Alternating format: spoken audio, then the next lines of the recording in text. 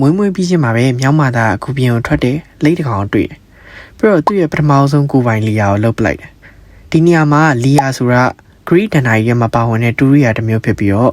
ဒီနေ့ခေတ်မှာဆိုရင်တော့ harp နဲ့သဘောတရားချင်းစင်တူမယ်နဲ့တွေ့တယ်မြန်မာလူဆိုရင်တော့ sound ပေါ့အဲ့ဒါပြီးရင်တော့မှအပိုလိုရဲ့နွားတွေကိုလက်ကမင်းကြောထပြီးတော့တောက်ခိုးတယ်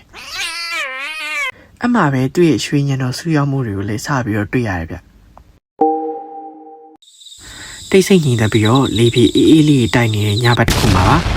ဟာမစ်တယောက်လေဟုံလိုမြန်တဲ့အချိန်တစ်ခုနဲ့အပူလိုရဲ့နွားတွေကိုတွားပြီးတော့ခိုးခဲ့တယ်ပေါ့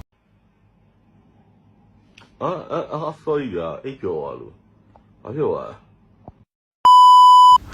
ခိုးတဲ့နေရာမှာလေချီယာတွေကိုလှည့်ပြီးတော့နွားတွေကိုနောက်ပြန်လမ်းလျှောက်ခိုင်းခဲ့တယ်တနည်းအားဖြင့်ပြောရရင်တော့နွားတွေကိုထွက်သွားတယ်လို့မဟုတ်ဘဲနဲ့ဝင်လာရဲ့လို့ထင်အောင်လှည့်စားခဲ့တာလိန်ညာခဲ့တာပေါ့လေ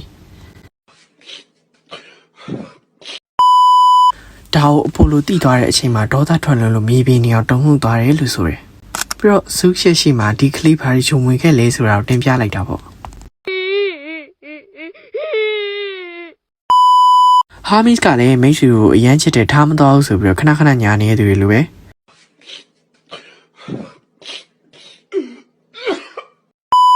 ဇူးရှက်ရှိမှကလေးတယောက်က not အုပ်ကိုဘယ်လိုလုပ်ခိုးနိုင်မှာလဲဆိုပြီးတော့ရှောက်တင်လိုက်တာပေါ့